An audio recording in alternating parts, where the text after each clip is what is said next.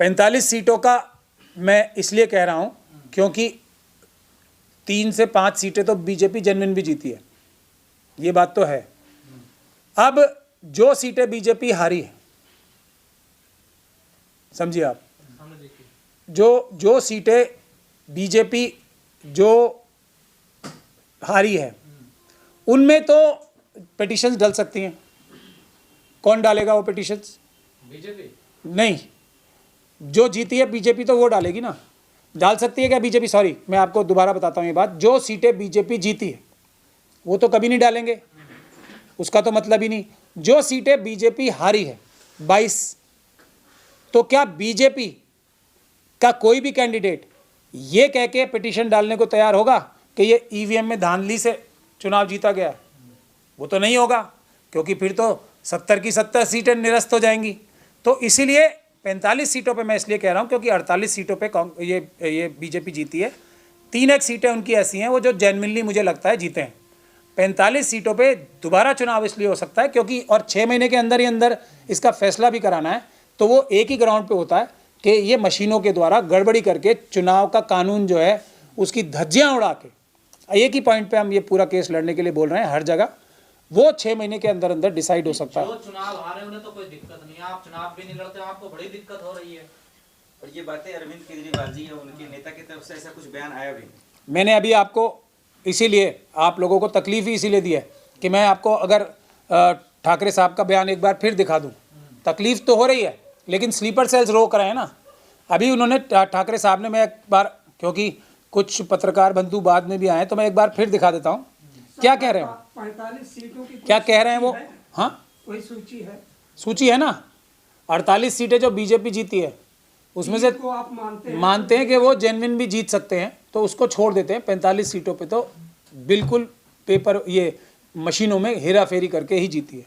तो ठाकरे साहब, ऐसा नहीं कि उनको परेशानी नहीं है, लेकिन स्लीपर सेल जो है ना, वो आरएसएस के कहने पे रोक रहे हैं नेतृत्व को अपने अपने। हाँ, अरविंद जी से मुलाकात हो रही है।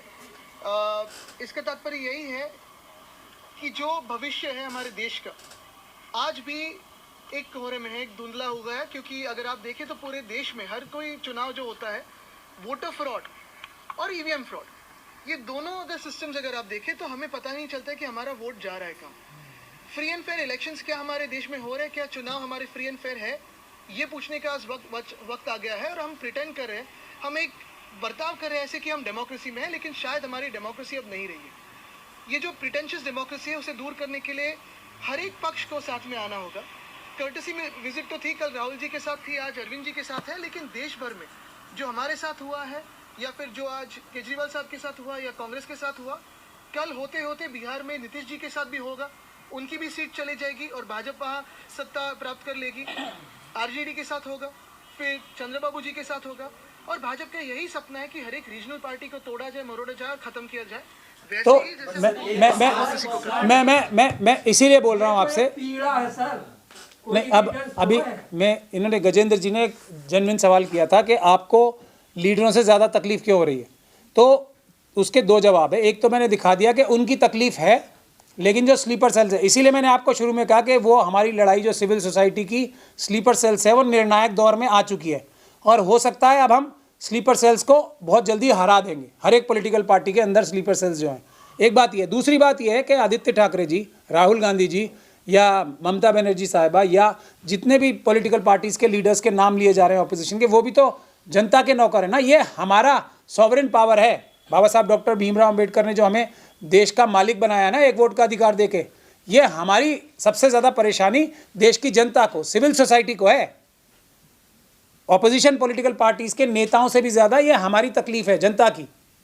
इसीलिए जनता ने हमें ये जिम्मेदारी दे रखी है और हम जनता की इस जिम्मेदारी को पूरा कर रहे हैं। पॉलिटिकल पार्टीज़ के, मैंने आपको शुरू से बताया, हर पॉलिटिकल पार्टी का कार्यकर्ता और हर पॉलिटिकल पार्टी का लीडर दिल से हमारे साथ है। हाँ, जो स्लीपर सेल्स हैं उनके पास बहुत सारे तरीके होते हैं सर, ईडी से डराते हैं, कभी अभी लीडर्स को अपने, कभी इनकम टैक्स से डराते हैं, कभी किसी से डराते हैं, कभी ये बोलते हैं कि हमारी कुछ आरएसएस के लोगों से सेटिंग हो गई है, वो मोदी जी को हटा देंगे, दूसरा किसी को बना देंगे, बीजेपी में अंदर लड़ाई हो रही है, इस वक्त हमें जो है अटैक नहीं करना चाहिए, चुप बैठ जाना चाहिए, मोदी जी को तो बीजेपी वाले ही हरा देंगे। ये सब फ्रॉडगिरी करके अपने लीडर्स को भटकाने का काम करते हैं।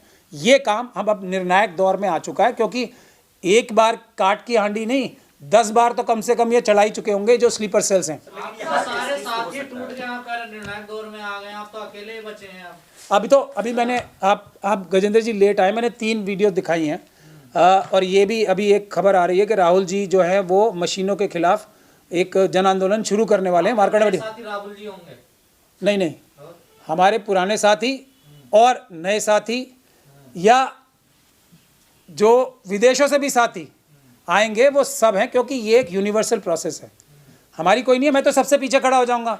हमारे पुराने साथी आ जाएं, लेकिन ये वादा करके आएँ कि पहले की तरह भाग नहीं जाएंगे, तो मैं उनके पीछे, जैसे मैं पीछे खड़े होता था पहले, अभी भी खड़ा हूँ। राहुल जी आए, दिग्विजय सिंह जी आए, कोई आए, हम तो चाहते हैं कि ये पेपर बैलेट से चुनाव हो। वकील साहब, आपने देश की जनता को पिछले सालों से गुमराह कर रखा है, ना आप कोई रिजल्ट दे पा रहे हैं, ना चुनाव भी कर पा रहे, कुछ कर तो पा ही नहीं रहे आप लोग। देखिए, मैंने ये इल्ज़ाम मेरे पे लग सकता है, लेकिन थोड़ा गुमराह का शब्द थोड़ा सा मुझे चुभ तो रहा है, लेकिन आप जर्नलिस्ट हो, मान सकता हूँ। लेकिन मैं 5 जनवरी 2024 से इस आंदोलन में सड़क पे उतरा हुआ हूँ, और उस दौरान मेरे पास अपना रिपोर्ट कार्ड है। मैं आपको एक बार फिर दोहरा सकता हूँ, हमने आज तक एक आधा हाफ सेंचुरी हो चुकी है सुप्रीम कोर्ट में पिटीशन डिसमिस होने की, सिर्फ हमारी ही पिटीशन बचती हैं। हमने अलग अलग अदालतों से, उत्तर प्रदेश की अदालत से, पंजाब हरियाणा हाई कोर्ट की अदालत से अपने फेवर में मशीनों के खिलाफ ऑर्डर्स लिए हैं।